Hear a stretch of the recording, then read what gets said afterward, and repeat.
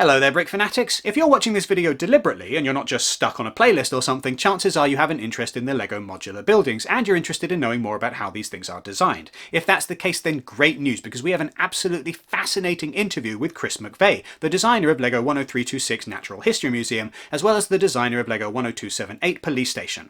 If you're interested in the police station, by the way, be aware that it is retiring at the end of the year, so there's an affiliate link in the description if you want to go to lego.com and make that purchase before you run out of time.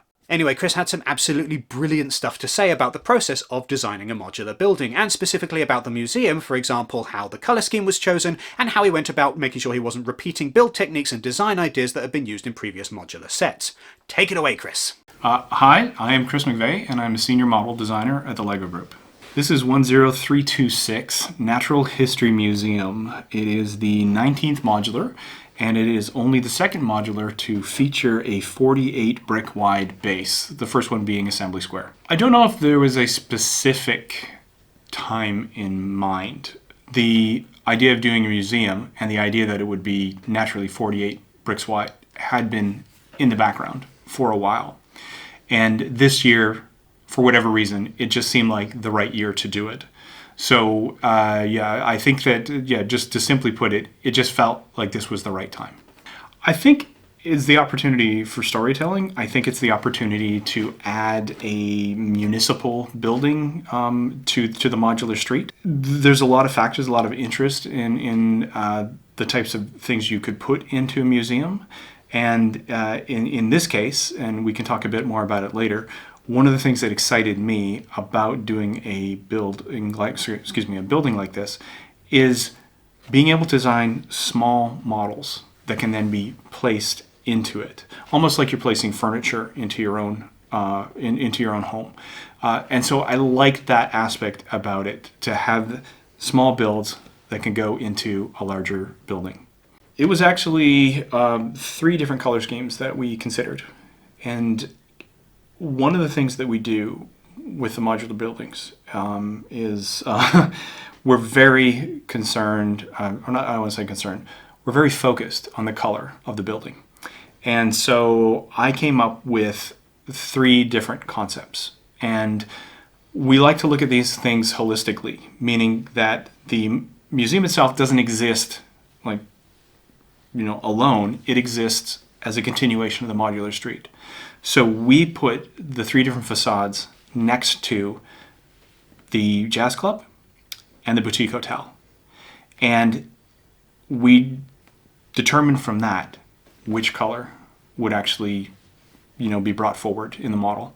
And what was great about this is it was pretty much unanimous. My olive green and dark tan concept, which looked almost identical to what you see here at the time, we all agreed that the olive green just worked. It added to the street. It brought back a color that we hadn't done in a while. We hadn't done olive green for a full building since the Parisian restaurant.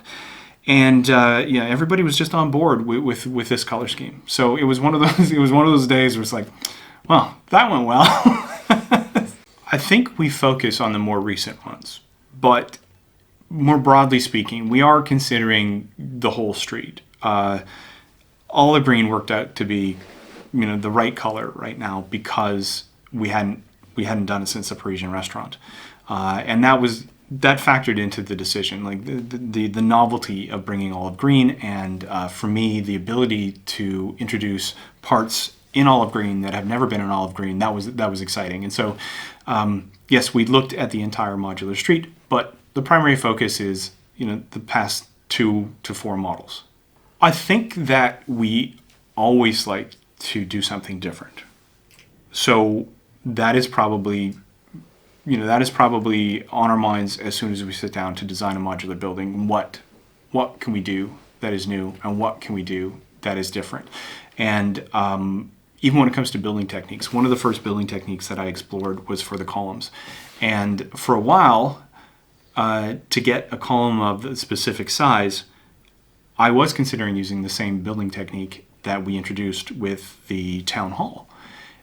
But I wanted to introduce something different. I wanted to do something different. I wanted to do something that people would find novel and interesting. And so I put the effort into coming up with a different building technique that rolled in a couple of new elements. And I think that's a good example of how sometimes you will revisit concepts, you will revisit build methods, but the starting point is always, what can we do that's different? One of the key lessons that I brought forward, and we can talk about this a bit more later when I open the model, one of the key lessons that I took forward was minimizing the footprint of the stairs.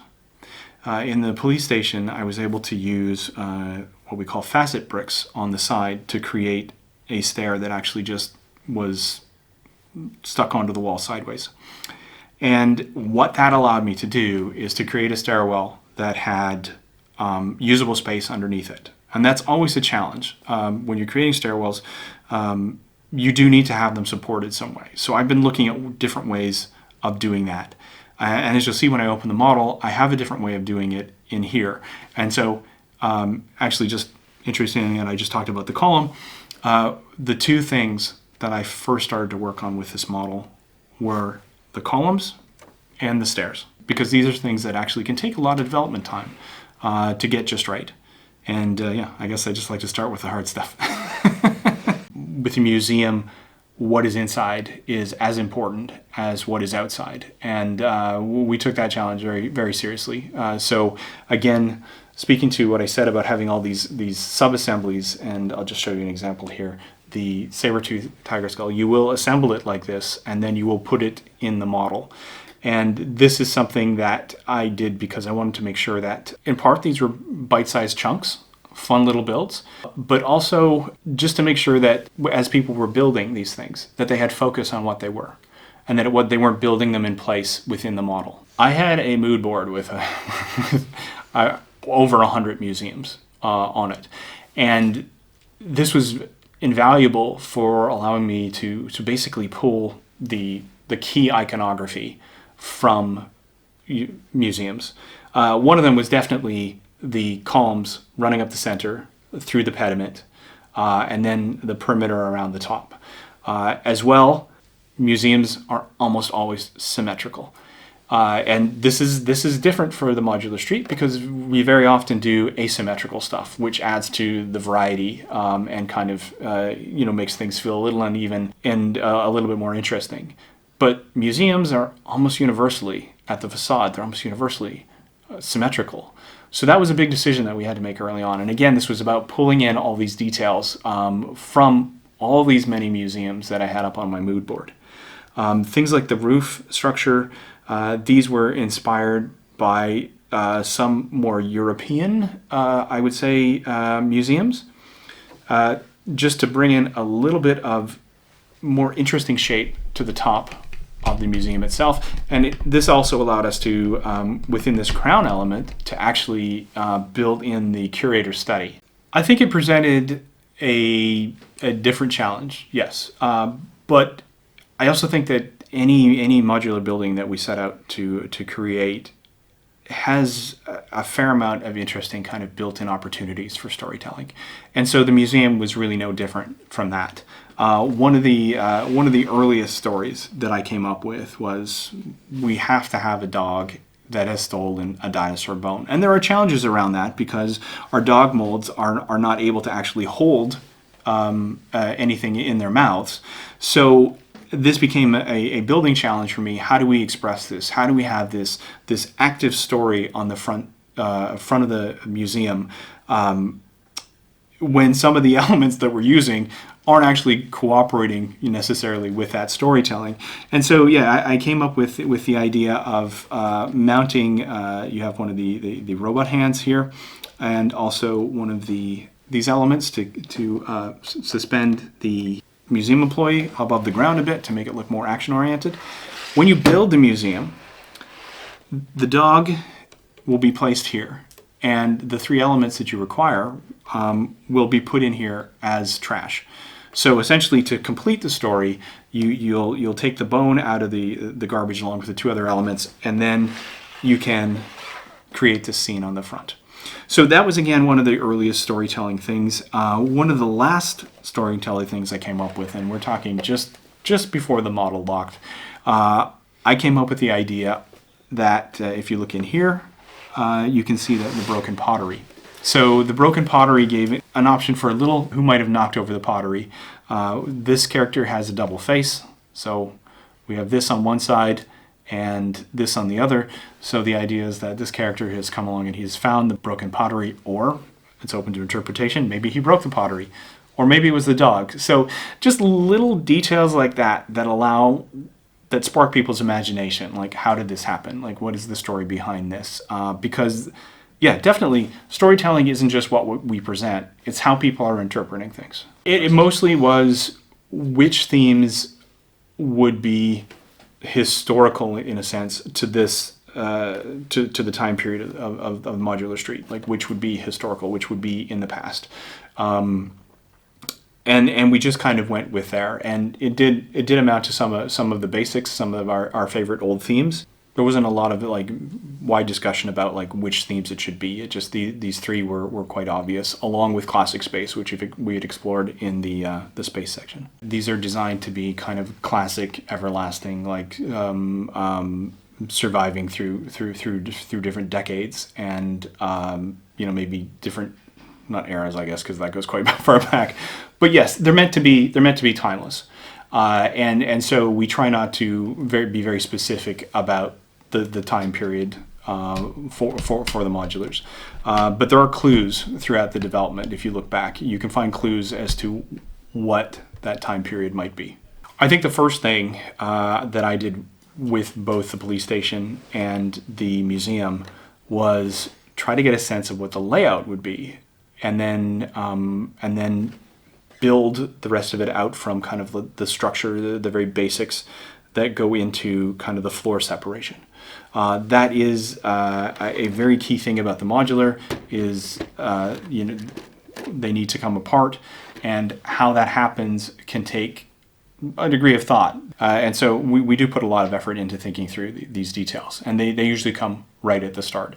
And then, as I mentioned, other details that I tackled were things like the columns. This is a minimal footprint staircase. It's designed using these slopes, which have 45 on each side, and then positioned in the model kind of hanging at 45 degrees. And to make up for the lack of studs here to put the minifig feet on, we have bars here so that you can take a minifig hand and actually clip it to the bar, so that if you move the model, the minifig isn't going to sail through it. It will stay connected to the stairs. But yes, the stairs are done in a very simple build, and no structure supporting it on the underneath, because the actual build is quite thick, so you can put a little bit of pressure on it and it should stay together. And yeah, again, that allows us to not have to build in support structures underneath the stairs. It was very important here that we had a lot of open spaces to make it feel like the interior had, I don't want to call it cavernous, but that it was obviously very, very open. You could see from one side to the other, and that does present challenges. Certainly, you need to have some stabilizing kind of beams that lock the back to the front, just to make sure that the model itself remains stable. But as much as possible, we tried to keep the space open. So it did feel like a very open and, I guess, expansive museum. I think the strategy for that is just to make sure it's a great experience for absolutely everyone. That does mean making sure that builds, assembly methods, subject matter, that they're all fresh and that they all feel like new and different again. But I want to have that extra layer and that extra novelty in, so that people who have collected all the buildings aren't going to build this up and saying, well, this is just something I've seen before. So yeah, I think broadly speaking, we try to design these for everyone, and that means like keeping the aspect of novelty in, regardless of if we're designing for new people or kind of people who love modular buildings and have them all. My name is Chris McVeigh, and this has been 10326, the Natural History Museum. There you have it, genuinely one of the most interesting LEGO designer interviews that we've done for this channel thus far. If you are interested, by the way, in seeing more of these, then there is a playlist in the description down below. You can watch all the way through to this one and get stuck in a loop all over again. Great. Make sure, by the way, if you are making a Lego.com purchase in the near future, for example, the museum or the police station before it goes, that you use the affiliate link in the description, or you use the QR code, which is currently on screen. Doing so just gives us a little bit of a kickback when you make a purchase from Lego.com. Make sure also, by the way, that you do the regular YouTube things. Give this video a thumbs up, subscribe, hit the notification bell, let us know your thoughts in the comments. Make sure also that you go to brickfanatics.com for all of your LEGO news and sign up to our newsletter so that you never miss anything LEGO related ever again. Thank you for watching.